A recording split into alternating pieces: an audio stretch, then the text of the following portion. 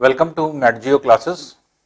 आज हम लोग जो ज्योग्राफी में नया चैप्टर पढ़ने जा रहे हैं उसका नाम है रॉक्स, चट्टाने। चट्टाने या शैल। तो चट्टान या शैल किसको कहा जाता है, रॉक्स किसको कहा जाता है, पहले उसको हम लोग डिफाइन कर लें। पृथ्वी की ऊपरी सतह जो कठोर आवरण के रूप में होती है, हार्ड एनवेलप के रूप में होती है, उसे हम चट्टान के नाम से जानते हैं। तो रॉक्स में जो आपकी कहा जाएगा कि रॉक्स एक्चुअल में है क्या, तो पृथ्वी का ऊपरी भाग जो एक कठोर आवरण का बना होता है, जो एक कठोर आवरण होता है, उसको हम लोग चट्टान के नाम से जानते हैं। इन चट्टानों में बहुत सारी चीजें जो है आपके कॉम्पोजिशन में होती हैं और कई चीजें मिल करके चट्टान को जन्म देता है।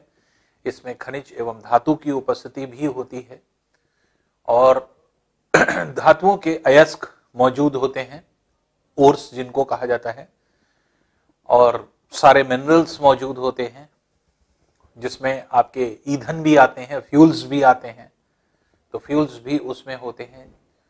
तो इस तरह से अगर हम लोग देखें तो चट्टान को हम सिर्फ इस तरह से जो है कह सकते हैं कि उसके अंदर बहुत सारी चीजों का मिश्रण है। उसमें मिट्टी का भी मिश्रण है, जो मृदा है वो भी उसमें मिली हुई है, उसमें धातु और खनिज मिले हुए हैं, उसमें धातु के अयस्क भी मिले हुए हैं।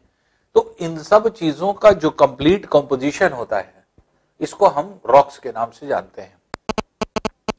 तो रॉक्स अगर हमने कह दिया तो वो एक कंप्लीट जो है आपके एक तरह से चीजों के बारे में कहेगा, क्योंकि उसके अंदर सैंड, सिल्ट, जो सॉइल है वो सारी चीज मौजूद होंगी।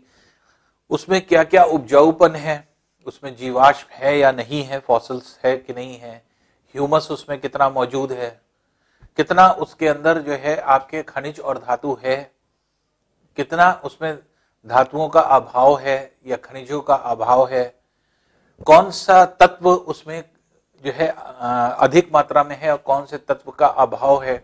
ये सारी चीजें जो है आप देखते हैं कि सभी चीज जो है किसी एक रॉक्स की स्टडी में हम लोग पढ़ सकते हैं। जब हम रॉक के बारे में पढ़ते हैं तो ये सारी कंप्लीट स्टडी हमें मिलती है। तो पूरी पृथ्वी की सतह को, ऊपरी भाग को, तो जैसे हम लोग पृथ्वी की आंतरिक भाग हम लोग पढ़ चुके हैं, अब हम सिर्फ ऊपरी सतह का अध्ययन कर रहे हैं। तो पृथ्वी के अगर हम ऊपरी भाग को देखें तो पृथ्वी का ऊपरी भाग जो है, जिसको हम रॉक्स कह रहे हैं, चट्टान कह रहे हैं या शैल कह रहे हैं, तो ये शैलें जो आपकी होती हैं ये अलग अलग तरह से वर्गीकृत होती हैं। वर्गीकरण का एक आधार नहीं, इसकी कोई सीमा नहीं, बहुत तरीके से आप इसको विभक्त कर सकते हैं। कुछ वैज्ञानिकों ने इसके वर्गीकरण प्रस्तुत किए जो कि रासायनिक संरचना के आधार पर, कुछ ने जो है आपके इस तरह से जो है प्रस्तुत किए कि फिजिकल अपीयरेंस कैसा है किसी चट्टान का, उस आधार पर कि देखने में कैसा है। कुछ लोगों ने इस तरह से जो है आपके एक तरह से वर्गीकरण प्रस्तुत किया चट्टानों का कि चट्टान में क्या कंपोजिशन पाया जाता है और उसमें क्या विशेषताएं हैं, प्रॉपर्टीज क्या क्या है, प्रॉपर्टीज के बेसिस पर जो है आपके रॉक्स को डिफरेंशिएट किया जाता है। तो इस तरह से अगर हम क्लासिफिकेशन देखें तो जितने भी आपके वैज्ञानिक हुए उन्होंने अलग अलग तरीके से चट्टानों के विषय में सोचा। जिस दृष्टिकोण से जो है आप जो दृष्टिकोण होगा आपका, उस दृष्टिकोण से जो है आपको चट्टानों का वर्गीकरण अगर हम ले करके चलेंगे तो बार बार हमें चट्टानें अलग अलग दिखाई पड़ेंगी। तो कुछ हम ऐसा वर्गीकरण पढ़ें जिसमें कि सारी चीज सम्मिलित हो जाए, उसमें हम कॉम्पोजिशन भी पढ़ पाए, उसमें हम उसकी प्रॉपर्टीज भी पढ़ पाए, उसमें हम जो है उसकी उपस्थिति कहां पर है, उसमें विशेष चीज क्या पाई जाती है, उसके अंदर किस चीज की अधिकता और किस चीज का अभाव है। अगर हम सारी चीज की स्टडी करना चाहें तो ऐसा कौन सा वर्गीकरण होगा जिसके आधार पर हम रॉक्स को पढ़ें और हम कंप्लीट चीजों की स्टडी कर पाए। ये ना हो कि हम छोटे छोटे आधारों पर अलग अलग जो है वर्गीकरण प्रस्तुत कर हुए हैं तो अलग अलग हम पढ़ रहे हैं उसके बारे में। तो इसीलिए ये वर्गीकरण जितने भी आपके हुए अलग अलग आधारों पर, जैसे पाई जाने वाली प्रॉपर्टीज के आधार पर हुए, फिजिकल अपीयरेंस के आधार पर हुए, केमिकल कॉम्पोजिशन के आधार पर हुए, तो ये सब आधार हुए जिस पर वर्गीकरण किए गए हैं। लेकिन अगर हमें सारी चीजों का अध्ययन करना है तो हम कोई एक ऐसा वर्गीकरण प्रस्तुत करें जिससे कि हम सारी चीजों को कलेक्टिवली पढ़ सकें, अलग अलग हमें ना पढ़ना पड़े। इस वर्गीकरण को इसीलिए जब चट्टान पढ़ी जाती है तो चट्टान को हम चट्टान के फॉर्मेशन, जो चट्टान की उत्पत्ति हुई है या वो उसका जन्म कैसे हुआ, तो वो उसका ओरिजिन जो है वो अगर हम पढ़ें और उस आधार पर जो है आपके एक तरह से चट्टानों को बांटें तो उसके अंदर सारी चीज सम्मिलित हो जाती है। तो ओरिजिनेशन कैसे हुआ, कहां पे हुआ, क्या चीज पाई जाती, क्या चीज नहीं पाई जाती, सब कुछ उसमें अंदर आ जाता है। तो जब हम चट्टान की बात करते हैं तो चट्टानों का वर्गीकरण इसी प्रकार से किया गया है। तो कंप्लीट जितनी चट्टानें हैं, चट्टान आप मृदा को भी कहते हैं, सॉइल को, जो मुलायम सॉइल होती है, कहीं पे पीली मिट्टी आप देखते हैं, कहीं पे लाल है, कहीं पर काली मिट्टी है, हर जगह अलग अलग रॉक्स है। कहीं पर बहुत ज्यादा पथरीली चट्टानें हैं, जो पत्थर वाली चट्टानें होती हैं, कहीं पर बहुत मुलायम मिट्टी है। तो आप वेरिएशन खूब देखेंगे। तो यही वेरिएशन देखिए जो है आपके ये डिफरेंशिएट करता है कि हाँ जो चट्टानें हैं वो अलग अलग जगह पे अलग अलग मौजूद हैं। तो अगर हम एक वाइड वर्गीकरण की सोच रखते हैं तो हम जो है फॉर्मेशन के आधार पर कि चट्टानों का फॉर्मेशन कैसे हुआ, चट्टानों की उत्पत्ति कैसे हुई, इस आधार पर अगर हम लोग देखेंगे तो हम लोग जो है आसानी से वर्गीकृत कर पाएंगे चट्टानों को। तो अब अगर हम इन चट्टानों का वर्गीकरण प्रस्तुत करें तो चट्टानों को मुख्यतः 3 पार्ट में बांटा जाता है फॉर्मेशन के आधार पर। कैसे उनकी उत्पत्ति हुई, कैसे उनका जन्म हो रहा है, उस आधार पर हम 3 तरह से चट्टानों को बांट सकते हैं। अब ये 3 प्रकार की चट्टानें क्या हैं या किस तरह से बांटते हैं? तो पहले प्रकार की चट्टान कहलाती अग्नेय चट्टान, igneous rocks. Igneous rocks English में बोलते हैं, हिंदी में कहते हैं अग्नेय चट्टान। तो ये अग्नेय चट्टान के नाम से जानी जाती है। दूसरे प्रकार की चट्टान जो होती है उसे कहा जाता है सेडिमेंट्री रॉक्स, या हिंदी में इसको कहा जाता है औसादी चट्टानें। तो ये औसादी चट्टानें होती हैं। तीसरी चट्टान जो होती है वो होती है मेटामॉर्फिक रॉक्स। मेटामॉर्फिक रॉक्स को हिंदी में कहते हैं कायांतरित चट्टानें या रूपांतरित चट्टानें। तो देखिए हर एक चीज जो है आपके एक तरह से अलग अलग तरीके से डिफाइन की गई। अब बात ये आती है कि ये चट्टानें बनती कैसे हैं। विस्तृत रूप तो हम लोग बाद में पढ़ेंगे। तो चट्टानों का फॉर्मेशन कैसे होता है, तो बेसिकली अगर आप देखेंगे तो इग्नियस के बारे में अभी हम लोग विस्तृत रूप से अलग पढ़ेंगे। अभी हम लोग शॉर्ट में पढ़ने पहले ये तीनों प्रकार की चट्टान एक्चुअल में है क्या। अग्नेय चट्टान किसको कहा जाता है?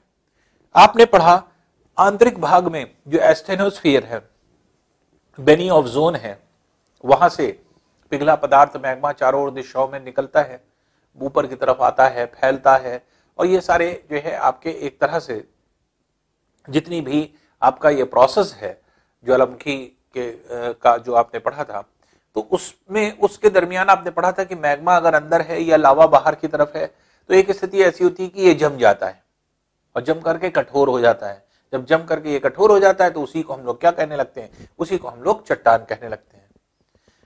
ऐसी सारी चट्टानें जो पृथ्वी के भीतर मैग्मा के जमाव के कारण बनती हो और पृथ्वी के बाहर लावा के जमाव के कारण बनती हो, ऐसी सारी चट्टानों को क्या कहा जाता है? अग्नेय चट्टान, इग्नियस रॉक्स। तो इग्नियस रॉक्स का जो आपके संबंध है वो किससे है? ज्वालामुखी से है। अर्थात ज्वालामुखी के क्षेत्र में ही ये ज्यादातर पाई जाएगी चट्टान। और ये चट्टान जो है आपके एक इसकी क्या विशेषताएं हैं, क्या प्रमुख चीजें हैं, ये आगे हम लोग पढ़ते हैं। अभी हम सिर्फ डिफाइन कर रहे हैं कि चट्टानें कैसे बनती हैं या किस तरह से बनेंगी। तो अब जितनी ज्वालामुखी द्वारा निर्मित क्षेत्र थे, तो ज्वालामुखी के क्षेत्र हम लोग ने पढ़े हैं। वहां पर पृथ्वी के भीतरी भाग में पिघले हुए पदार्थ के जमाव से, मैग्मा के जमाव से, और बाहर की तरफ जो लावा बहता है, लावा के जमाव से निर्मित होने वाली जो चट्टानें थी, उन्हीं को हम लोग ने अग्नेय चट्टान का। अग्नेय क्यों कहा अभी आने वाला है। तो ये अग्नेय चट्टान कहलाती है। फिर दूसरे प्रकार की चट्टान जिसको हम लोग बोलते हैं वो होती है औसादी चट्टान, सेडिमेंट्री रॉक्स। औसाद क्या होता है? सेडिमेंट्स क्या होता है? औसाद मतलब होता है कण, छोटा पार्टिकल। तो जब हम कहते हैं औसादी चट्टानें, इसके मतलब कि छोटे छोटे कणों की चट्टानें। तो औसादी चट्टानें क्या हुई? छोटे छोटे कणों से मिलकर के बनी हुई जो है आपके चट्टानें जो होती हैं वो आपके औसादी चट्टान के रूप में जानी जाती हैं। तो ये चट्टानें कैसे बनती हैं? ज्यादातर इनका निर्माण जो होता है वो होता है नदी के कारण, नदी के प्रवाहित होने वाले जल के कारण। अर्थात जैसे आपने देखा होगा कि जब नदियां पर्वतीय क्षेत्र से नीचे की तरफ बह करके आती हैं, तो जब अधिक ऊंचाई से नीचे की तरफ चलेंगी तो तेज गति से बहती हैं, और जब तेज गति से बहती हैं तो जहां पर बहेंगी उस रास्ते पर जो है आपके एक तरह से पूरा का पूरा रास्ता काटते हुए आती हैं। तो ये कट करके लाती हैं, और रास्ता अगर काटते हुए लाती हैं तो ऐसी कंडीशन में क्या होता है, ऐसी कंडीशन में जो आपका एक तरह से पूरा का पूरा रास्ता होता है जहां पे पानी का बहाव होता है, वो पानी का बहाव या जल का जो प्रवाह है ये चट्टानों को तोड़ता जाता है और छोटे छोटे कण उससे अलग होते चले जाते हैं। नदियां जब मैदानी क्षेत्र में आती हैं तो उनकी गति कम हो जाती है। जब गति कम हो जाती है तो ऊपरी क्षेत्र से तोड़े गए छोटे छोटे सूक्ष्म कण यही निचले भागों में आकर के जब मैदानी क्षेत्र में गति कम हो जाएगी तो यही नदियां अपने दोनों तरफ किनारों पर छोटे छोटे कणों का जमाव करने लगती हैं। यही कणों के जमाव से बनी जो चट्टानें होती हैं, तो ये चट्टानें बहुत मुलायम होती हैं, और ऐसी चट्टानें जो औसादीकरण के कारण बनती है, सेडिमेंटेशन के कारण बनती हैं, तो इसी को हम लोग औसादी चट्टान कहते हैं। तो नॉर्मली हम लोगों के ज्यादातर रीजन में जो हम लोग देखते हैं, जो मिट्टी वाले क्षेत्र होते हैं, चाहे वो पीली मिट्टी हो, चाहे काली मिट्टी हो, चाहे लाल मिट्टी हो, ये सब क्या है, ये सब औसादी चट्टानें हैं। तो ये औसादी चट्टान के नाम से जानी जाती है, सेडिमेंट्री रॉक्स के नाम से जानी जाती है। तो ये दूसरे प्रकार की चट्टान होती है जो पहले से ही उपस्थित चट्टान को तोड़ करके छोटे कण अलग करके इन छोटे कणों का कहीं जमाव हो करके दूसरी प्रकार की चट्टान बन गई। तो ये ऐसी चट्टान को औसादी चट्टान के नाम से जाना जाता है। और तीसरे प्रकार की चट्टान जिसको हम लोग कहते हैं मेटामॉर्फिक रॉक्स, जिसको हिंदी में आप कायांतरित या रूपांतरित कहते हैं। तो हिंदी में देखिए स्पष्ट हो रहा है इसके नाम से ही, कायांतरित या रूपांतरित। इसके मतलब जिसने अपनी काया में परिवर्तन कर लिया या जिसने अपने रूप में परिवर्तन कर लिया, रूपांतरित या कायांतरित। तो कायांतरित या रूपांतरित चट्टान क्या हुआ, जिसने अपने अंदर चेंज ले आया। तो कोई अगर चट्टान है और वो चेंज होकर के कुछ और हो गई, तो ऐसी चट्टानें जो परिवर्तित हो जाती हैं, अपने रूप को बदल लेती हैं, तो ऐसी चट्टानें जो चेंज हो जाती हैं उन्हीं को हम रूपांतरित चट्टान या कायांतरित चट्टान कहते हैं। तो किसी बनी हुई एक चट्टान का रूप बदल करके किसी दूसरी चट्टान का जन्म हो जाए, तो उस तरह की जो दूसरी चट्टान जो नहीं बनेगी उसी को हम लोग क्या कहेंगे, रूपांतरित चट्टान या कायांतरित चट्टान। तो इसलिए रूपांतरित या कायांतरित चट्टानें जो आपकी होती हैं वो क्या है, वो पहले से स्थित चट्टानों का जो है आपके एक तरह से मॉडिफाइड फॉर्म होती हैं, चेंज्ड फॉर्म होती हैं, अर्थात कायांतरित रूप होती हैं या परिवर्तित रूप होती हैं। तो ये अगर देखा जाए तो इस तरह से अगर हम लोग देखें तो तीन तरह से चट्टानों का जन्म होता है। तो पहला जैसे हमने आपको बताया, पिघले पदार्थ, मैग्मा या लावा के जमाव के कारण या तो ऐसे चट्टानें बनती हैं। यह चट्टान छोटे छोटे कण जमा होते जाए, जमा होते जाए, जमा होते जाए, एक लेयर बने, फिर दूसरी लेयर बने, फिर तीसरी लेयर बने, और आपस में सारी जितनी भी लेयर बनी, जितने भी कण हैं, सब संगठित हो गए और जो है एक रॉक्स का फॉर्मेशन हो गया।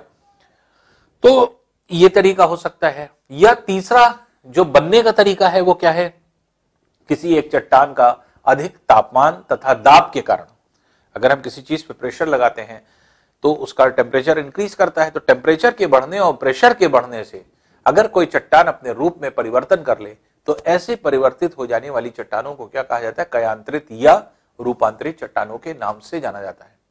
तो इस तरह से अगर हम कहें तो चट्टान का वर्गीकरण अगर हम रॉक्स का करें तो ये तीन प्रकार से आपके बांटी जाती है। अब हम लोग आते हैं एक एक करके विस्तृत रूप पढ़ने के लिए। तो पहले हम लोग पढ़ेंगे अग्नेय चट्टान के बारे में। तो अग्नेय चट्टान एक्चुअल में है क्या, या किस तरह से अग्नेय चट्टान जो है एक तरह से बनती है, या इसका एक्चुअल जो है हम किस तरह से इसकी स्टडी करते हैं, वही हम लोगों को यहां पर देखना है। जैसे फॉर एग्जाम्पल अग्नेय चट्टान, जैसे हमने आपको कहा कि पहले इसका नामकरण कैसे हुआ। आपने पढ़ा था जो ज्वालामुखी के क्षेत्र होते हैं, ज्वालामुखी जब निकलता है तो लावा जो है पूरे सतह पर बहता है, और लावा का जो बहाव होता है ये जो है आपके बहुत अधिक तापमान पे 1200 डिग्री सेल्सियस से लेकर के 2200 डिग्री सेल्सियस तापमान लगभग होता है जो बहने वाला लावा होता है। और ये लावा जो है आपके एक तरह से जो आपके पाया जाता है, ये एक तरह से जब जमता है तो इतने उच्च तापमान पर बहने वाला लावा गहरे लाल रंग का होता है। लाल रंग का हमने दो कारण आपको बताया था। पहला कारण लाल होने का क्या होता है, जो ज्वालामुखी में हम लोगों ने पढ़ा था, पहला कारण जो है आपके क्योंकि लौहांश की उपस्थिति पाई जाती है, आयरन ओर की उपस्थिति पाई जाती है, और आयरन ऑक्साइड के फॉर्म में जब कन्वर्ट होता है फेरिक या फेरस के फॉर्म में, तो उसका रंग लाल हो जाता है। इसलिए जो है आपके ऑक्साइड की उपस्थिति, इसके मतलब ऑक्सीजन से कंबाइन करके जो लौहांश होते हैं, तो ये आयरन ओर होते हैं, ये क्या हो जाते हैं, तो इसमें एक तरह से इसको जंग लगने की प्रक्रिया कहते हैं, रस्टिंग। तो आपने देखा होगा जैसे लोहा हम लोग घरों में यूज करते हैं और उसको आप खुला छोड़ दीजिए तो कुछ दिन के बाद आप देखेंगे कि उसके अंदर जंग लग गया, रस्टिंग हो गई। तो जो जंग लग जाता है आप देखते हैं लाल रंग का लगता है, रेड कलर का। तो वो क्या है, वो फेरिक ऑक्साइड और फेरस ऑक्साइड का फॉर्मेशन है। इसके मतलब लोहे में ऑक्सीजन कंबाइन कर गया, तो उसी को हम फेरिक ऑक्साइड या फेरस ऑक्साइड कहते हैं। तो ये क्या है, ये एक तरह से जो है ऑक्सीजन की जो है आपके कॉम्बिनेशन से जो है आपके ऑक्सीडेशन हो गया है, और जिसकी वजह से लोहा जो है वो रेड कलर में कन्वर्ट हो रहा है। दूसरी इंपॉर्टेंट चीज, इतने उच्च तापमान पर इंफ्रारेड रेडिएशन जो है आपके निकलने लगती है। आसपास के क्षेत्र में इंफ्रारेड रेडिएशन आपके निकलने लगेंगे। कहीं पर भी आप देखिए, जब मान लीजिए कि सर्दी के दिनों में हम लोग आग तापते हैं, जब आग के पास आप बैठिए, आग जल रही हो, बहुत तेज आग जल रही हो, आग को ध्यान से देखिए तो आप देखेंगे रेड कलर की दिखती है। क्यों रेड कलर की दिख रही है? वजह यह है कि आग के पास से इंफ्रारेड रेडिएशंस निकल रहे हैं, और इंफ्रारेड रेडिएशंस जो निकल रहे हैं वो रेड कलर के दिखाई पड़ते हैं। तो इसलिए उसका रंग क्योंकि लाल होता है, इसलिए आपको जब आग दिखाई पड़ेगी तो आपको रेड कलर की दिखाई पड़ेगी। उसी तरह लावा मैग्मा भी रेड कलर के दिखाई पड़ता है। तो जब लाल रंग का लावा पृथ्वी की सतह पर बहता है तो ऐसा लगता है आग बह रही है। ज्वालामुखी से जब लावा निकल करके बहता है तो ऐसा लगता है आग बह रही है। और इसी लावा के जमाव से बनी चट्टान को बाहर हम लोग ने क्या कह दिया? अग्नेय चट्टान, इग्नियस रॉक्स कह दिया। यही इसका नाम क्या हो गया? अग्नेय चट्टान या इग्नियस रॉक्स हो गया। तो अब जो चट्टान है ये किससे बनी? लावा से। लावा किस रंग का था? लाल रंग का। लाल रंग होने की वजह से कैसा लग रहा था? आग जैसा लग रहा था। अग्नि चट्टानों का आग से कोई संबंध नहीं है, लेकिन बहता हुआ लावा ऐसा प्रतीत होता है जैसे आग बह रही हो। इसलिए जो आपके पदार्थ है जिसको हम आग की तरह समझ रहे हैं, ये पदार्थ जब जमता है तो इससे जो चट्टानें बनती हैं उसको अग्नेय नाम दे दिया गया। तो अग्नेय चट्टान जो है इसी वजह से लिया गया है, अग्नि से संबंधित, कि अग्नेय चट्टान जैसे लगता है कि आग बह रही है, और आग के बहने से बहती हुई आग जब जम जाती है तो चट्टान बनाएगी, उसका नाम अग्नेय हो गया। अब जैसे इंग्लिश में आप इग्नियस इसको लिखते हैं, तो इग्नियस जो आपके वर्ड है ये कहां से डिराइव हुआ? ये यूनान भाषा के इग्निस शब्द से आया है। और इग्निस शब्द का मतलब क्या होता है? आग, फायर। तो इग्निस जो है, इग्निस मींस क्या होता है? फायर, आग। तो इग्निस से डिराइव्ड है इग्नियस। जैसे हिंदी में अग्नि से अग्नेय बना है, तो हिंदी में अग्नेय चट्टान हम लोग कहते हैं, और इंग्लिश में इग्नियस रॉक्स इसीलिए इग्निस से बना हुआ है। तो इग्नियस रॉक्स के नाम से इनको जाना जाता है। तो ये चट्टानें जो होती हैं आपके अग्नेय चट्टान या इग्नियस रॉक्स के नाम से जानी जाएंगी। अब बात ये आती है, ये तो चट्टानें हो गई, तो इसके मतलब ये क्लियर हो गया हमें कि सतह के अंदर जो मैग्मा है और सतह के बाहर जो लावा है, इन दोनों के जमाव से निर्मित होने वाली चट्टान को ही क्या कहेंगे? अग्नेय चट्टान। और अग्नेय चट्टान जो आपके होती है उसकी विशेषता अगर हम देखें, अभी तो अग्नेय चट्टान का वर्गीकरण नहीं किया है कि अग्नेय चट्टान कितनी तरह से विभाजित होगी, पहले हम विशेषताएं पढ़ लें। तो पहली चीज तो यह है कि अग्नेय चट्टान को किस नाम से जाना जाता है? प्राथमिक चट्टान। प्राथमिक चट्टान क्यों कहा जाता है, कैसे कहा जाता है? जब पृथ्वी का जन्म हुआ तो पृथ्वी के जन्म के समय पृथ्वी की सतह पर कौन सी चट्टान पाई गई? कोई नहीं।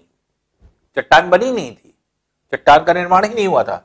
तो पृथ्वी की सतह, जब पृथ्वी जो गैस का गोला ठंडा हुआ तो उसकी सतह पर कोई चट्टान नहीं। तो अब जो आपके एक तरह से फिर आपने पढ़ा कि जब पृथ्वी ठंडी हो गई तो आंतरिक भाग में विभिन्न प्रकार के तत्व आपस में मिलते गए और एक तत्व से दूसरा तत्व, दूसरे तत्व से तीसरा तत्व, इस तरह से ढेर सारे एलिमेंट्स, जैसे आप केमिस्ट्री में जितना पीरियोडिक टेबल में आप देखते हैं एलिमेंट्स, वो सारे एलिमेंट्स एक दूसरे से बनते चले गए। तो ये जो आपके चेन थी, हाइड्रोजन है, हीलियम है, लिथियम है, कार्बन है, ऑक्सीजन है, नाइट्रोजन है, इस तरह से आपके ये चेन बनती चली गई, एलिमेंट्स बनते चले गए। इन्हीं जब आप पीरियोडिक टेबल केमिस्ट्री में पढ़ते हैं तो आप पढ़ते हैं कि उसी में कुछ एलिमेंट्स ऐसे हैं जो आपके रेडियो एक्टिव एलिमेंट्स कहलाते हैं, रेडियोधर्मी पदार्थ जिनको कहते हैं, जैसे यूरेनियम है, थोरियम है। तो ये सब जो है आपने नाम सुने होंगे। ये सब पदार्थ क्या हैं? ये सब जो है आपके ऐसे पदार्थ हैं जो कि रेडियो एक्टिव एलिमेंट्स कहलाते हैं। अब रेडियो एक्टिव एलिमेंट्स क्या होते हैं? ऐसे एलिमेंट्स, ऐसा पदार्थ जो खुद से विघटित होता रहे, डिसइंटीग्रेट होता रहे और इसके अंदर से अल्फा, बीटा, गामा किरणें निकलती रहें। तो अगर अल्फा, बीटा, गामा किरणों के रूप में एक तरह से उत्सर्जन हो रहा है तो ऐसी जो है आपके अल्फा, बीटा, गामा किरणें जैसे जैसे डिसइंटीग्रेट होगी आपके ऊष्मा बढ़ती चली जाएगी, टेम्परेचर बढ़ता चला जाएगा। इसलिए रेडियो एक्टिव एलिमेंट्स बने और रेडियो एक्टिव एलिमेंट्स के बनने के बाद फिर आपने पढ़ा था क्या हुआ? आंतरिक भाग का फिर पदार्थ पिघलने लगा और पिघलने की वजह से अत्यधिक दाब विकसित हुआ और जिसकी वजह से यह पिघला पदार्थ बाहर की तरफ आया और विस्फोटक अवस्था में बाहर निकल गया। इसलिए पृथ्वी के जन्म लेने के बाद फौरन ही ज्वालामुखी उद्गार होने लगे, वोल्केनिक इरप्शन। तो पृथ्वी पर पहली प्राकृतिक आपदा अगर पूछा जाए कि क्या आई होगी, सबसे पहले कौन सी प्राकृतिक आपदा या नेशनल कैलेमिटी कौन सी आई होगी? तो पहली प्राकृतिक आपदा ज्वालामुखी उद्गार था और ज्वालामुखी उद्गार से ही सारे प्राकृतिक आपदाएं शुरू हुई। तो जब ज्वालामुखी फटेगा तो उसी से जो है आपके प्लेटों को गति मिल सकती है, प्लेटें अस्थिर हो सकती हैं, कंपन हो सकता है, भूकंप आया, फिर और जो है प्राकृतिक आपदाएं हैं। तो सबसे पहले ज्वालामुखी उद्गार हुआ और ज्वालामुखी उद्गार होने पर क्या हुआ कि पिघला हुआ पदार्थ बाहर निकला और बाहर जमने लगा होगा, लावा का जमाव। इसलिए सबसे पहले जो चट्टान बनी वो कौन सी बनी? अग्नेय चट्टान। आंतरिक भागों में मैग्मा, बाहर के भागों में लावा के जमाव के कारण सबसे पहले चट्टान जो बनी है, सबसे पहली चट्टान जो बनी है वो आपके अग्नेय चट्टान बनी है। इसीलिए अग्नेय चट्टान को नाम क्या दिया जाता है? प्राथमिक चट्टान का, प्राइमरी रॉक्स। तो इनको प्राथमिक चट्टान क्यों कहा जा रहा है, इनको प्राइमरी रॉक्स क्यों कहा जा रहा है? क्योंकि सर्वप्रथम इन्हीं का निर्माण हुआ। क्योंकि पृथ्वी के जन्म लेने के बाद पृथ्वी की सतह पर जैसे ही ज्वालामुखी उद्गार शुरू हुए होंगे, ऊपर की सतह पर लावा का जमाव होते ही आपके चट्टान का निर्माण होने लगा और यही चट्टान जो है आपके प्राथमिक चट्टान के नाम से इसी वजह से जानी जाती है क्योंकि सर्वप्रथम इसका जन्म हुआ और सर्वप्रथम जो है इस तरह की चट्टान आपके पाई गई। तो इसीलिए जो है आपको ये कह सकते हैं कि पृथ्वी पर जन्म लेने वाली या पृथ्वी पर सबसे पहली या सबसे प्राचीन चट्टान अगर पूछा जाएगा तो उत्तर क्या हो जाएगा? अग्नेय चट्टान सबसे प्राचीन है, सबसे पुरानी चट्टान है। अब ये जो है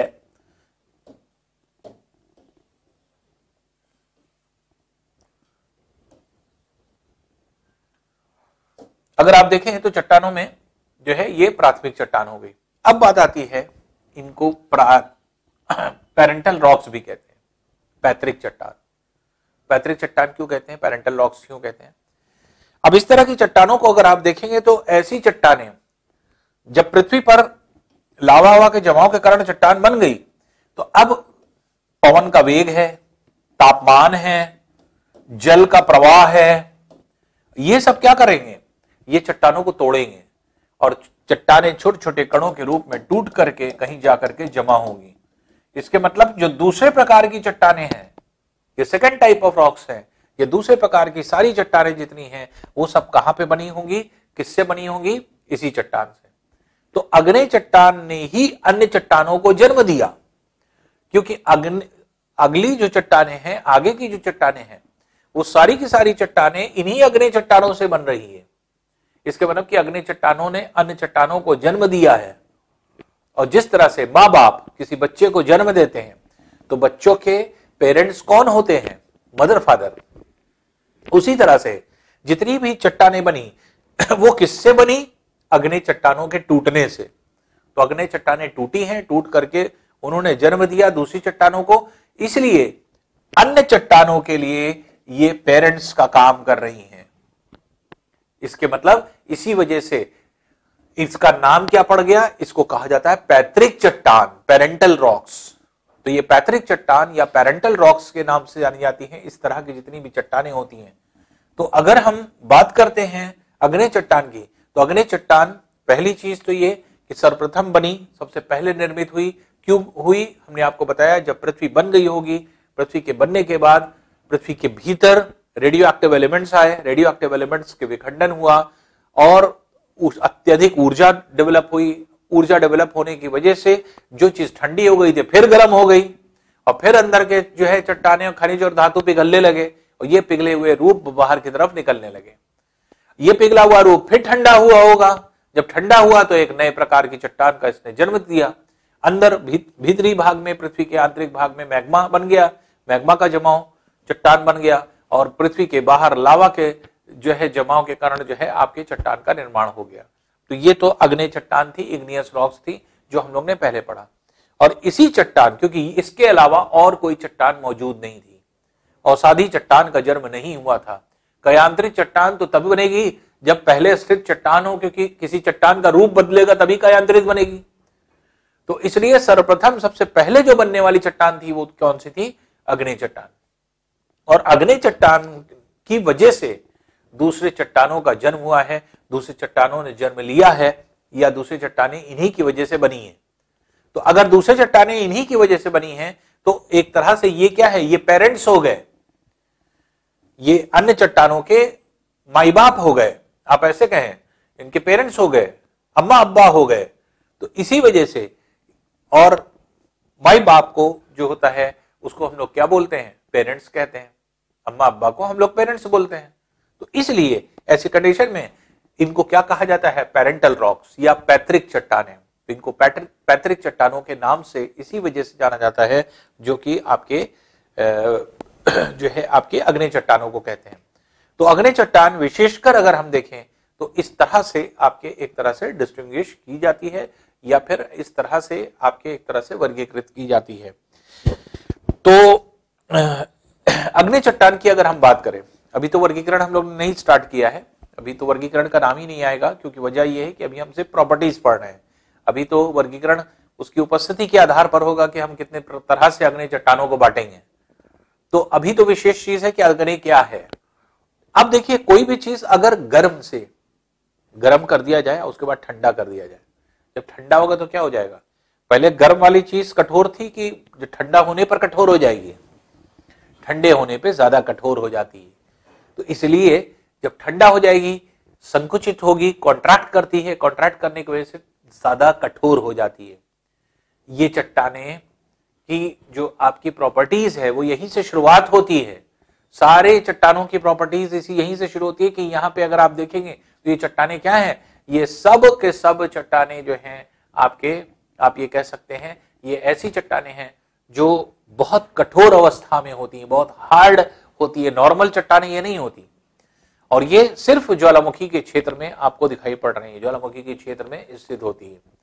तो अग्नि चट्टान को हम किस तरह से डिफाइन करेंगे, या किस तरह से जो है आपके कहा गया? अभी हम लोग ने दो चीजों में खाली ये किया है, इन्हीं को हम प्राथमिक चट्टान कहते हैं। क्यों? क्योंकि सबसे पहले बनी और सबसे पहले इन्हीं चट्टानों का जन्म हुआ, इसलिए इनको प्राथमिक चट्टान कहा गया। और इन चट्टानों ने दूसरी चट्टानों को जन्म दिया, दूसरी चट्टानों के लिए ये पेरेंट्स हो गई, इसीलिए इनको पैतृक चट्टान या पेरेंटल रॉक्स के नाम से जाना जाता है। देखिए, अब आते हैं हम लोग प्रॉपर्टीज पे। इग्नियस रॉक्स की क्या क्या प्रॉपर्टीज होती है? अभी तक हम लोग ने सिर्फ ये जाना है कि इग्नियस रॉक्स पृथ्वी के उत्पत्ति के पश्चात जो आपके एक तरह से रॉक्स का फॉर्मेशन हुआ, वो सबसे पहला रॉक था, जिसकी वजह से इसको प्राइमरी रॉक्स कहा गया। और इसी चट्टान ने दूसरी चट्टानों को जन्म दिया, जिसकी वजह से इसको पैतृक चट्टान या पेरेंटल रॉक्स भी कहा गया। अब इनकी जो मेन प्रॉपर्टी होती है वो होती क्या है? जैसे हमने आपको बताया कि ये बनता कैसे है। आंतरिक भाग में, पृथ्वी के आंतरिक भाग में मैग्मा के जमाव के कारण और पृथ्वी के ऊपरी भाग में जो है आपके लावा के जमाव के कारण। जब कोई चीज सॉलिडिफाई होती है, जब कोई सॉलिड में कन्वर्ट होती है चीजें, तो ऐसी कंडीशन में क्या होता है, वो धीरे धीरे करके बहुत तेज सॉलिडिफाई हो जाती हैं और जो है आपके एक तरह से जो स्ट्रक्चर्स होते हैं, एटॉमिक स्ट्रक्चर होता है, अगर कोई भी चीज पिघला करके अगर आप उसको ठंडा करिए तो आप देखेंगे कि उसके सॉलिडिफाई होने में जो है आपके स्ट्रांगनेस और हार्डनेस बहुत आ जाती है। तो होता क्या है कि यहां पर जो ये चट्टानें होती हैं ये बहुत हार्ड होती हैं। क्यों? क्योंकि पिघल करके ठंडी हुई हैं। बनिस्बत अगर एक एक कण जुड़ेगा, जैसे अन्य चट्टान आगे चल करके बढ़ेंगे और सादी चट्टान, अगर एक एक कण जुड़ करके अगर कोई चट्टान बन रही तो वो इतनी हार्ड और इतनी जो है मजबूत नहीं होगी, वो आसानी से टूट भी जाएगी। लेकिन अगर जो चट्टान पिघलने के बाद फिर से सॉलिडिफाई हो रही है तो उसके एटम्स आपस में एक दूसरे से बहुत जो है आपके एक तरह से कहा जाए ज्यादा अट्रैक्शन फोर्स की वजह से फ्यूज कर जाते हैं और इस फ्यूजन की वजह से वो बहुत स्ट्रांग और बहुत हार्ड हो जाती है। इसलिए सबसे बड़ी, सबसे इंपॉर्टेंट प्रॉपर्टी इसकी क्या होती है, हार्ड और स्ट्रांग होना। ये बहुत ही हार्ड रॉक्स होते हैं, ये बहुत स्ट्रांग रॉक्स होते हैं और जिसकी वजह से जो है ये हार्डनेस क्यों होती है, जो आपके एक तरह से इसके स्ट्रक्चर की वजह से। और स्ट्रांग क्यों है, स्ट्रांग जो होता है वो इस वजह से क्योंकि आपके एक तरह से सारे पार्टिकल्स फ्यूज कर गए हैं, इसलिए जल्दी अब वो निकलेंगे नहीं।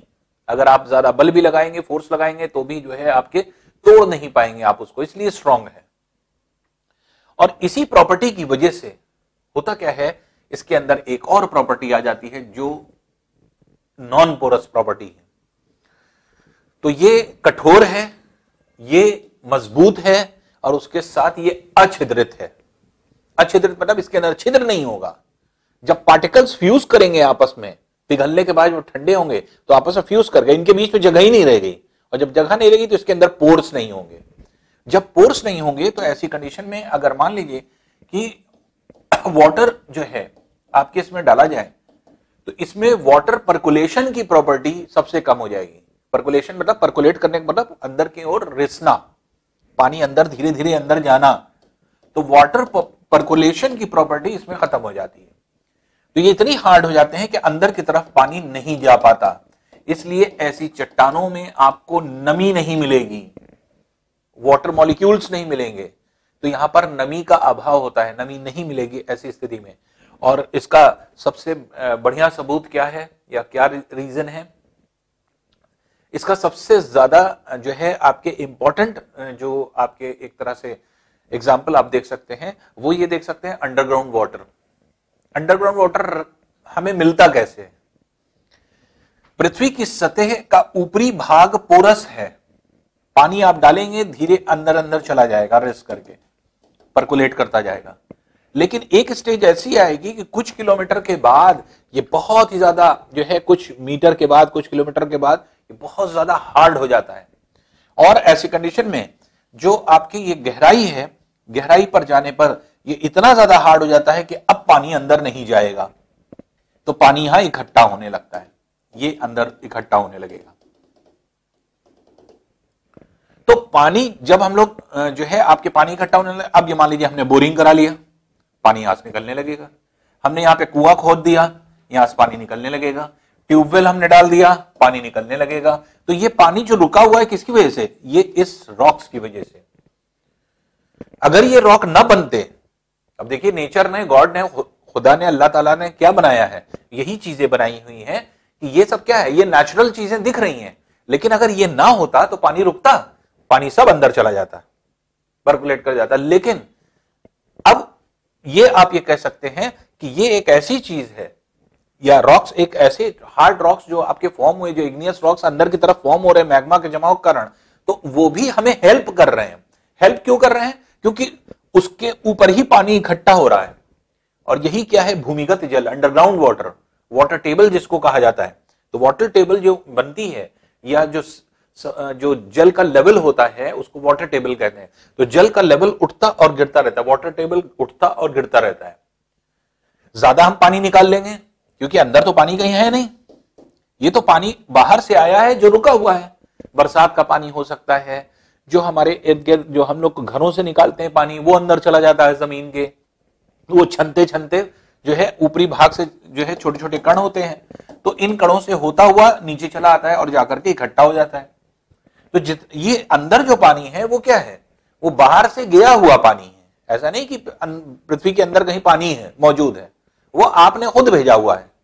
तो जो आपके वर्षा का जल है, घरों में इस्तेमाल होने वाला जल है, नदियों से में बह रहा है, अंदर अंदर जो है जमीन के अंदर वो भी जल चला जाता है, ये क्या है, भूमिगत जल।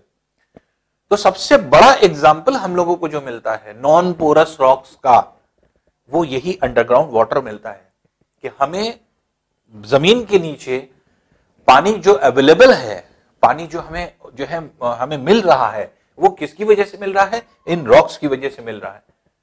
ये रॉक्स अगर पोरस होते तो पानी और अंदर चला जाता, यहां पानी रुकता ही नहीं। फिर आप चाहे जितना कुआं खोदिए, चाहे आप जितना ट्यूबवेल डालिए, चाहे जितना बोरिंग करिए, पानी कहीं मिलेगा ही नहीं, तो जमीन के अंदर पानी रुकता ही नहीं। तो ये क्या है, ये प्रॉपर्टी ये शो करती है इसकी, नॉन पोरस होना भी कहीं पर अच्छा होता है और कहीं पर खराब होता है।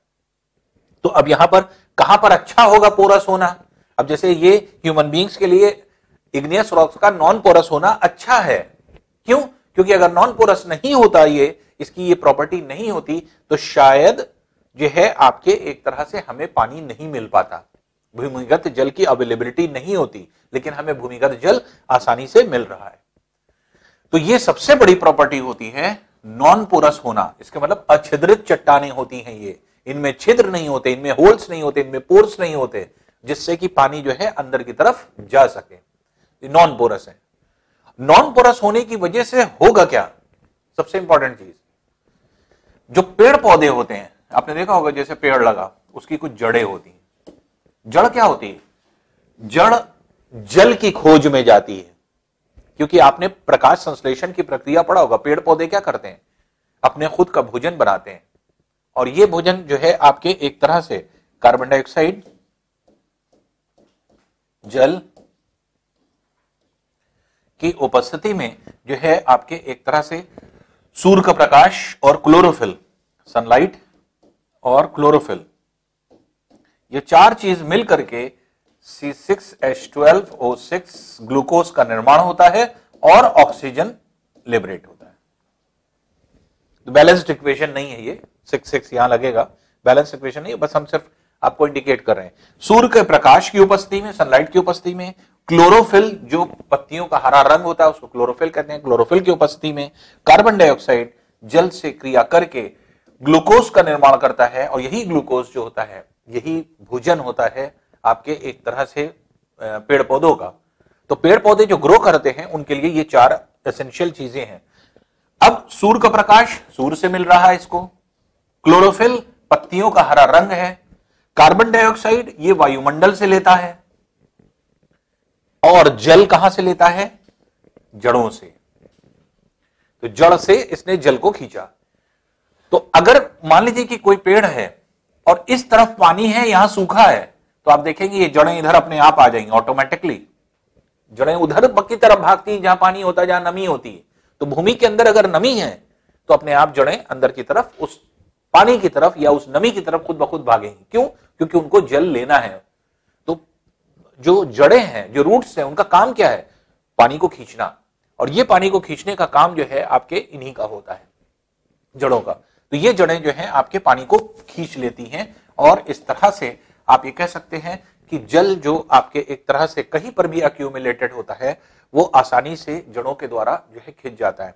तो अगर पेड़ पौधे विकसित हो रहे हैं तो वो किसकी वजह से हो रहे हैं, वो आपके एक तरह से पोरस होने की वजह से।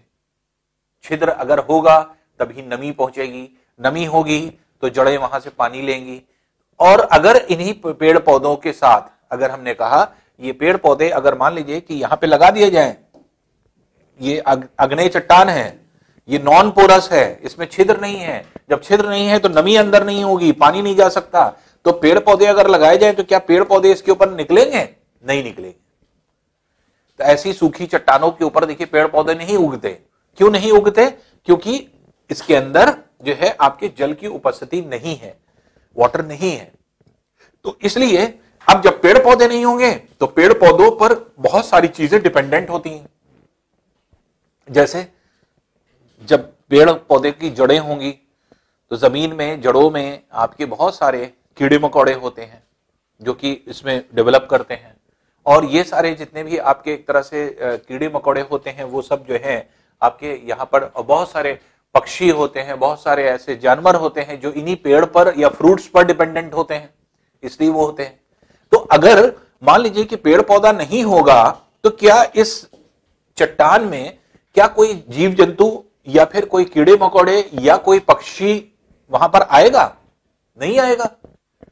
इसीलिए ऐसे क्षेत्र में, अग्नेय चट्टानों के क्षेत्र में, इग्नियस रॉक्स के क्षेत्र में आपको पक्षी नहीं मिलेंगे, आपको जीव जंतु नहीं मिलेंगे, आपको कीड़े मकोड़े नहीं मिलेंगे, तो ये सारी चीजें नहीं मिलेंगी। और जब जीव जंतु कीड़े मकोड़े ये नहीं होंगे तो दो चीजों का बहुत ज्यादा अभाव होगा, वो होगा डेफिशिएंसी किस चीज की? फॉसल्स और ह्यूमस की। फॉसल्स क्या होते हैं और ह्यूमस क्या होता है, पहले इसको समझ लें। फॉसल्स जिसको जीवाश्म कहते हैं, जीवाश्म क्या है? जितने भी जीवित पदार्थ हैं, चाहे वो जीव जंतु हो, पेड़ पौधे हो, मानव हो, पत्तियां पेड़ की टूट करके नीचे गिर जाती हैं, ये सब क्या होती हैं? ये मिट्टी में मिलकर सड़ती हैं, गलती हैं। सड़ने गलने के बाद जो चीज बचती है तो वो क्या होता है? वो कहलाता है जीवाश्म। तो जैसे कोई भी चीज है, जैसे मान लीजिए ह्यूमन बींग्स हैं, उनको जमीन में जो है आपके एक तरह से गाड़ दिया गया, या पेड़ पौधों को जो है अंदर जो है गाड़ दिया गया।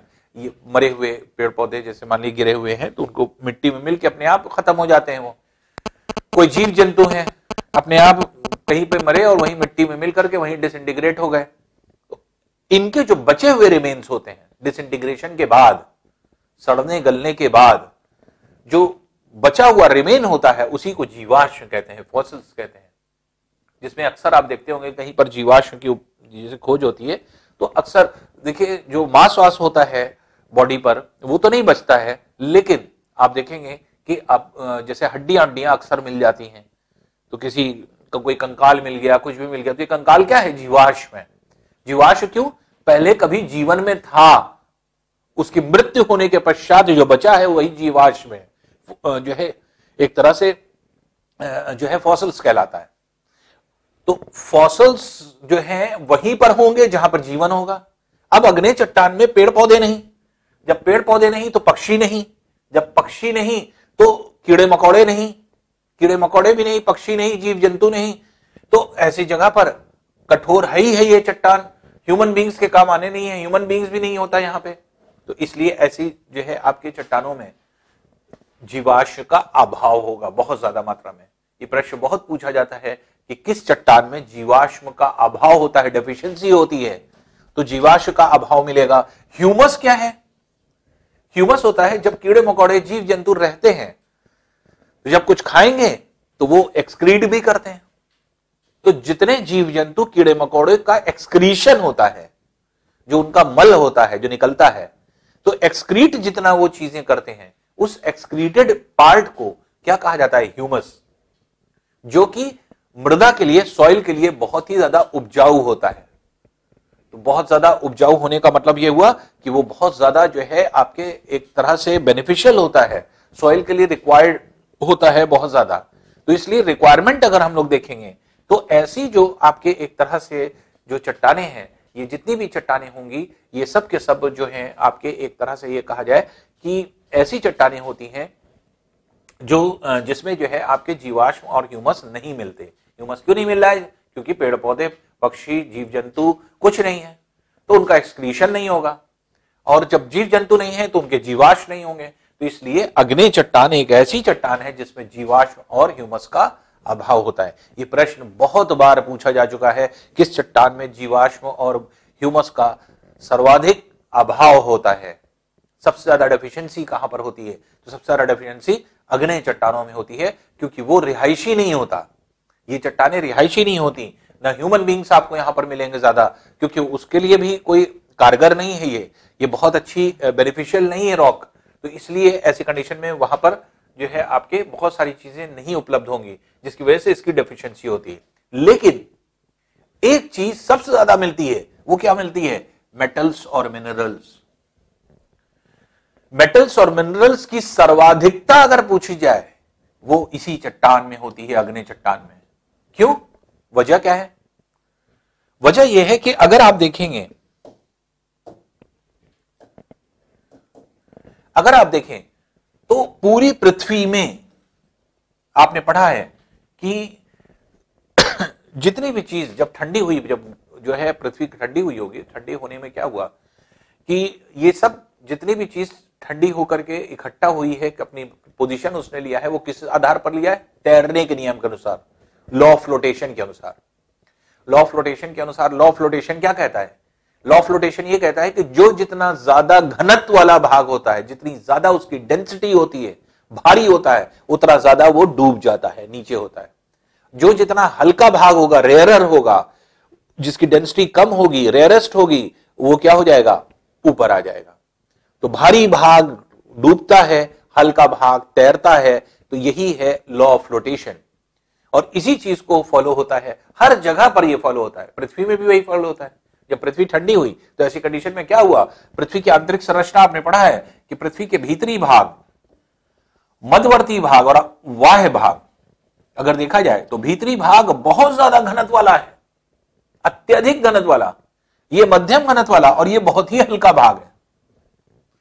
और खास तौर से अगर हम देखें तो हम लोगों को जो मटेरियल उपलब्ध होते हैं उसमें मेटल्स की अगर हम बात करें, मिनरल्स में तो हर तरह के जो है आपके एक तरह से जो है मटेरियल हैं जिसमें ज्यादा घनत्व भी है, कम घनत्व भी है।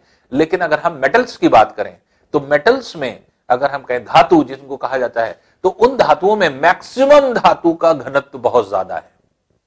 चाहे वो लोहा ले लीजिए, तांबा ले लीजिए, सोना ले लीजिए, चांदी ले लीजिए, इनका घनत्व जो डेंसिटी होती है वो कंपैरेटिवली बहुत ज्यादा होती है। तो घनत्व ज्यादा है तो इसके मतलब ये ऊपरी सतह पर मिलेंगे नहीं, इसके मतलब ये अंदर मिलेंगे। और अगर अंदर मिल रहे हैं तो हमें ऊपर कैसे उपलब्ध होंगे पृथ्वी की सतह पर? तो पृथ्वी की सतह पर मेटल्स और मिनरल्स कैसे मिल जाएगा हमें? तो मेटल्स और मिनरल्स इस तरह से मिल जाता है कि आंतरिक भाग जब पिघलता है तो उसमें खनिज और धातु भी पिघलते हैं। मैग्मा में खनिज और धातु, चट्टानों के साथ साथ चट्टान तो पिघलती है, खनिज और धातु भी पिघलती है। और अगर खनिज और धातु पिघल रही है तो इसके अंदर ये खनिज और धातु के पिघला हुआ रूप ऊपर आ जाता है ज्वालामुखी उद्गार की वजह से, और यही जो है पृथ्वी की सतह पर लावा बन करके फैल जाता है और पृथ्वी की सतह के ऊपरी भाग तक खनिज और धातु फैला देता है। या जो मध्यवर्ती अग्नि चट्टान आपने पढ़ा है, जिसे अभी आप पढ़ेंगे, तो ये क्या है कि कुछ चट्टानें ऐसी होती है जैसे सिल, बॉस, डाई का आपने पढ़ा था। ये क्या है? पृथ्वी की सतह के जस्ट नीचे ये सब आकर के जम गई हैं। तो जब पृथ्वी की सतह के नीचे मान लीजिए ये सिल है, ये बॉस है, ये आपके जम गई है, इसके अंदर क्या है? मान लीजिए कि लोहे के कण ज्यादा है, यहां पर हम खुदाई करेंगे, हमें कुछ गहराई पर जो है आपकी खान मिल जाएगी लोहे की। इसमें तांबा ज्यादा है तो अगर हमने यहां पे खुदाई किया तो हमें तांबे की खान मिल जाएगी। तो ये जो आपके मटेरियल अंदर से पिघलता है आकर के सतह के निकट जम जाता है, सतह के नीचे ये जगह जगह पर जम जाएगा। तो यहां पे अगर तांबा की उपस्थिति ज्यादा है, यहां पे खोदेंगे हमें तांबे की खान मिल जाती है। हम लोहे की उपस्थिति ज्यादा है, लोहे की खान मिल जाएगी। सोने की उपस्थिति ज्यादा है, सोने की खान मिल जाएगी। तो पृथ्वी की सतह तक लाने का काम किसने किया? पिघले हुए पदार्थ, मैग्मा ने। तो इसी मैग्मा में धातु और खनिज बहुत ज्यादा मात्रा में जो है आपके मिला होता है, और अत्यधिक मात्रा में मिले होने की वजह से क्या हुआ? इसकी सतह पर जो है धीरे धीरे करके पिघला हुआ पदार्थ ऊपर लेकर के आता है और पृथ्वी के सतह के नीचे भी और पृथ्वी की सतह के ऊपर भी खनिज और धातुओं को फैला देता है। और जिसकी वजह से जब ये पूरा जो लावा या मैग्मा जमता है उसके अंदर ये खनिज और धातु भी जम जाते हैं। इसीलिए अग्नि चट्टानों में अगर कहा जाए तो सबसे ज्यादा मात्रा में अगर पदार्थ, अगर मेटल्स और मिनरल्स को देखा जाए किस धातु में मिलता है तो वो आपके अग्नि चट्टानों में। ये प्रश्न भी बहुत ज्यादा पूछा जाता है कि धातु अथवा खनिज दोनों में से कोई भी पूछा जाए, या धातु दोनों पूछा जाए, धातु एवं खनिज में की उपस्थिति सर्वाधिक किस चट्टान में पाई जाती है? तो सर्वाधिकता जो पाई जाती है वो आपके इसी चट्टान में पाई जाती है। तो चट्टान जो है एक तरह से सर्वाधिक चट्टान, जो आपके एक तरह से सर्वाधिक पदार्थ जो मिलता है वो इसी चट्टान में उपलब्ध रहता है। इसलिए अगर हम देखें तो मेटल्स और मिनरल्स की उपस्थिति अगर हम कहेंगे तो वो कंपैरेटिवली अगर देखा जाए तो इस पूरे सतह पर ज्यादा पाई जाएगी, और पृथ्वी की सतह में जितनी भी अग्नेय चट्टानें हैं उन अग्नेय चट्टानों में आपके धातु और खनिज सबसे ज्यादा मात्रा में मिलेंगे। इसलिए तीनों तरह की चट्टान जो हम लोग ने पढ़ी, चाहे वो अग्नेय हो, चाहे अवसादी हो, चाहे कायांतरित चट्टान हो, सबसे ज्यादा उपस्थिति अगर कहा जाएगा खनिज धातु की किसमें मिलेगी तो मेटल्स और मिनरल्स में आपके जो है उपलब्ध होती है। तो इस तरह से अगर हम देखें तो जो इसकी प्रॉपर्टी है अग्नेय चट्टानों की, ये अग्नेय चट्टानों की जितनी भी प्रॉपर्टी है ये हर एक चीज को डिफाइन कर देती है कि अग्नेय चट्टान एक्चुअल में है क्या। अब यहीं पर थोड़ा सा दिमाग अगर हम लोग लगाएं तो इस चट्टान में हमने देखा किसकी डेफिशिएंसी थी, फॉसल्स और ह्यूमस की। किसकी अधिकता थी, मेटल्स और मिनरल्स की। अब थोड़ा सा जो है कमर्शियल अप्रोच में आ जाए हम लोग इस चट्टान को पढ़ करके। कमर्शियल अप्रोच के मतलब यह हुआ कि थोड़ा सा देखें कि बाहर क्या हो रहा होगा, मानव अब क्या करेगा यहां पे इन चट्टानों में। तो जहां कहीं भी आपके नॉन पोरस है तो नमी नहीं है, जीवाश्म और ह्यूमस भी इसी वजह से नहीं है क्योंकि कोई पेड़ पौधे नहीं लग सकते। तो पेड़ पौधे इसमें इस प्रकार की जो चट्टान होती है इतनी हार्ड होती है, पेड़ पौधे जाएंगे ही नहीं, उनकी जड़ें अंदर जाएंगी नहीं। जड़ें क्यों नहीं अंदर जाएंगे, अंदर सूखा है, अंदर पानी नहीं है। जड़ तो पानी की तरफ जब भागती है ना, जब अंदर पानी नहीं है, जब नमी नहीं है तो जड़ें अंदर जाएंगी ही नहीं। इसका मतलब जड़ें रुकेंगी ही नहीं, और जड़ें अगर नहीं रुकेंगी, उनको पानी नहीं मिलेगा तो जो प्रकाश संश्लेषण की प्रक्रिया वो नहीं होगी। प्रकाश संश्लेषण की प्रक्रिया नहीं होगी तो इसके मतलब कि उनका भोजन नहीं बन रहा है पेड़ पौधों का, और पेड़ पौधों का भोजन नहीं मिलेगा तो वो मर जाएंगे, अर्थात सूख जाएंगे। इसीलिए पेड़ पौधे क्या हो जाते हैं, सूख जाते हैं। ऐसी चट्टान में अगर आप लगा दीजिए पेड़ पौधों को तो जितने दिन उनके पास नमी है वो आपके चलते रहेंगे, उसके बाद धीरे धीरे करके आपके सूखते रहेंगे। क्यों? क्योंकि जड़ों को पानी नहीं मिल रहा है, प्रकाश संश्लेषण की प्रक्रिया बंद है, तो इसलिए धीरे धीरे करके आपके डिके कर जाते हैं, खत्म हो जाते हैं पेड़ पौधे।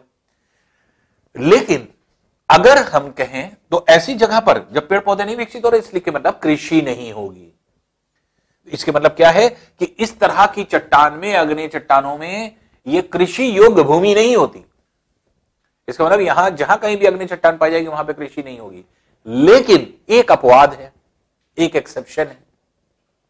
आगे चल करके आप पढ़ने वाले हैं, आपने पढ़ा है अभी आगे चल करके अग्नि चट्टान को जब विस्तृत रूप, अभी हम लोग ने अभी इसको जो है डिफाइन नहीं किया है, अभी हमने इसको जो है एक तरह से कहा जाए कि क्लासिफाई नहीं किया है। अभी सिर्फ हम अग्नि चट्टानों की प्रॉपर्टीज पढ़ रहे हैं। अग्नि चट्टानों को अभी हम लोग क्लासिफाई करेंगे। जब क्लासिफाई करेंगे, वर्गीकृत करेंगे, तब हम लोग देखेंगे कि और कितने तरह से हम इसको बांट सकते हैं। तो एक जगह अपवाद क्या है, अपवाद यह है कि अग्नि चट्टानों में कहीं कृषि आप नहीं देखेंगे, लेकिन इससे टूटे हुए कण से जो बसाल्ट चट्टानें होती हैं, क्या बसाल्ट चट्टान किसको कहते हैं ये आगे ही समझ में आएगा जब हम लोग इसका नेक्स्ट पार्ट पढ़ेंगे अग्नि का। तो इसी के जस्ट बाद बस स्टार्ट होने वाला है ये। तो आपका अग्नि चट्टान जो होगी, इस अग्नि चट्टान में बसाल्ट प्रकार की चट्टान होती है, और जो अपर्दित होती है, जब अपर्दन होता है, उनका इरोजन होता है, तो ये अपर्दित कण, इरोडेड पार्टिकल्स जो होते हैं, ये कहीं जाकर के इकट्ठा जमा होते हैं। और जब ये इरोडेड पार्टिकल्स कहीं पर जाकर के इकट्ठा होंगे, जमा होंगे, तो इन्हीं का जमाव, इन्हीं का डिपोजिशन क्या कहलाता है, उस डिपोजिशन को कहा जाता है काली मृदा, ब्लैक सॉइल। तो ब्लैक सॉइल का निर्माण हो रहा है, और ब्लैक सॉइल बहुत सारी चीजों के लिए उपयोगी होती है, खास तौर से कपास के उत्पादन के लिए, कॉटन के लिए बहुत ज्यादा उगता है, गन्ना बहुत ज्यादा उगता है, गेहूं बहुत ज्यादा उगता है। तो ये सब चीजों के लिए बहुत फायदेमंद है। तो हम ये नहीं कह सकते कि कृषि इसमें नहीं, इसमें तो नहीं हो रही अग्नि चट्टान में, लेकिन अग्नि चट्टानों का प्रोडक्ट आप कहें वो है क्या, काली मृदा, ब्लैक सॉइल। ब्लैक सॉइल में हो रही है। जब इसके छोटे छोटे कण टूट गए, जब टूट गए तो ये अपने आप अब क्या हो जाएगी, इन कणों के बीच से पानी जा सकता है, तब उसमें नमी होगी, और तब जो है पेड़ पौधे विकसित हो पाएंगे। तो काली जो आपके अग्नि चट्टान है, कृषि योग्य भूमि नहीं होती, लेकिन ऐसी जगह पर आपके जगह जगह पर खानें मिलती हैं, धातु एवं खनिज की खानें, माइंस, जहां से हम खनिज और धातु को जो है आपके एक तरह से निकाल सकते हैं। जब खाने यहां पर मिलेंगी तो ऐसी कंडीशन में वहां पर कौन स्थापित होगा? उद्योग की स्थापना होगी। उद्योग की स्थापना ऐसे ही क्षेत्र के आसपास होती है। उद्योग वहीं पर बसते हैं जहां पर पदार्थ की, मटेरियल की अवेलेबिलिटी हो।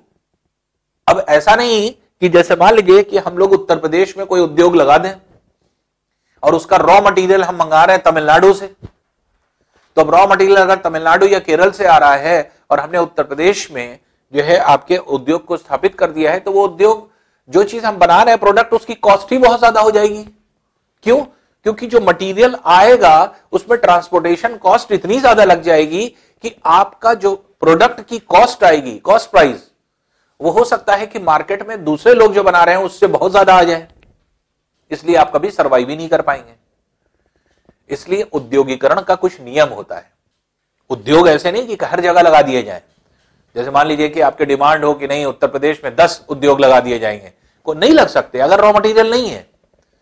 रॉ मटेरियल की अवेलेबिलिटी बहुत जरूरी होती है उद्योग के आसपास हो, जिससे ट्रांसपोर्टेशन कॉस्ट कम हो। ट्रांसपोर्टेशन कॉस्ट कम होगा तो हम कम दाम की चीज बना पाएंगे। जब हम कम दाम की चीज बना पाएंगे तभी हम मार्केट में जो है सेल कर पाएंगे, नहीं तो हम स्टैंड ही नहीं कर पाएंगे। हम, क्योंकि दूसरे प्रोडक्ट जो आपके आ रहे हैं वो और कम रेट के आ रहे हैं और हम महंगा अगर मान लीजिए बेच रहे हैं, तो हमारे प्रोडक्ट कौन खरीदेगा? कोई नहीं खरीदेगा। तो उद्योगों की स्थापना इसीलिए जहां पे आपके रॉ मटेरियल की अवेलेबिलिटी होती है वहां पर किया जाता है। तो जब इन चट्टानों में खनिज और धातुओं की उपलब्धता ज्यादा होगी तो ऐसी जगह पर उद्योगों की जो है आपके उपस्थिति पाई जाती है, उद्योग लगाए जाते हैं और ऐसी जगह ही उद्योग स्थापित होते हैं। आप एग्जाम्पल ले लें उत्तर प्रदेश में, तो उत्तर प्रदेश में अगर आप देखेंगे तो ऐसे बहुत सारे जो है आपके उत्तर प्रदेश की पूरी बेल्ट अगर आप देखें, मतलब ऊपर उत्तर प्रदेश की क्या, पूरा उत्तर भारत की अगर आप देखें, पंजाब, हरियाणा, उत्तर प्रदेश, बिहार, पश्चिम बंगाल का ऊपरी भाग, ये सब पूरा ऐसा रीजन है जो एग्रीकल्चर है। क्यों? औषधि चट्टान है, सेडिमेंट्री रॉक्स है, आग्नेय चट्टान नहीं पाई जा रही। पूरे में कृषि होती है, पूरे में, इस पूरे पंजाब, पूरे हरियाणा, पूरे उत्तर प्रदेश, पूरे बिहार में और पूरे पश्चिम बंगाल के ऊपरी भाग में एक भी उद्योग नहीं है खनिज और धातु आधारित, एक भी उद्योग नहीं है। लेकिन जैसे ही उसके नीचे बेल्ट में आप चलेंगे, राजस्थान में आए आप, जैसे ही मध्य प्रदेश में आए आप, जैसे ही छत्तीसगढ़ में आए आप, जैसे ही झारखंड में आए आप, जैसे ही पश्चिम बंगाल के निचले भाग में आए, उड़ीसा में आए, तो नीचे की बेल्ट में जैसे ही आए कठोर चट्टान शुरू हो गई, आग्नेय चट्टान शुरू हो गई और वहां पे आपको क्या उपलब्धता, अब आप देखेंगे वहां पे उद्योग ज्यादा स्थापित है। तो ये क्या है? ऐसा नहीं कि हम चाहें तो कहीं पर कृषि करने लगे हैं, कहीं चाहें उद्योग लगा लें, ऐसा नहीं, हम बाध भी रहते हैं। तो अब ऐसे क्षेत्र जैसे राजस्थान का क्षेत्र है, जैसे आपका मध्य प्रदेश का क्षेत्र है, तो ये कृषि से ज्यादा उद्योग जो है आपके यहां पर आसानी से लग सकते हैं। छत्तीसगढ़ है, झारखंड है, अब जैसे बिहार है और झारखंड है, ऊपरी भाग बिहार, नीचे भाग झारखंड, तो बिहार में क्या है, कृषि ज्यादा हो सकती है, उद्योग नहीं लग सकते। झारखंड में अगर हम बात करें तो कृषि कम होगी, उद्योग ज्यादा स्थापित होंगे और उद्योग ज्यादा है। क्यों है? चट्टानों की उपलब्धता की वजह से। तो आग्नेय चट्टान जहां जहां होती हैं वहां वहां जो है आपके एक तरह से मेटल्स और मिनरल्स होने की वजह से आपके उद्योगों की स्थापना कंपैरेटिवली ज्यादा होती है और उद्योग जो है ऐसी जगह पर सबसे ज्यादा जो है आपके स्थापित होते हैं। इसलिए एक निष्कर्ष पे हम लोग आ जाएं, निष्कर्ष ये निकला कि आग्नेय चट्टान कठोर थी, मजबूत थी, अछिद्रित होने की वजह से इनमें कृषि नहीं हो पा रही थी, जीवाश्म और ह्यूमस नहीं था, कृषि नहीं हो पा रही थी, नहीं है, इसमें अभाव है, मेटल्स मिनरल्स की अधिक उपस्थिति की वजह से उद्योग की स्थापना हो पा रही है। तो ये जो है आपके एक तरह से इस पे जो है इसका प्रॉपर्टीज होती हैं। अब इसका आगे हम लोग नेक्स्ट पार्ट पढ़ते हैं, इसका वर्गीकरण।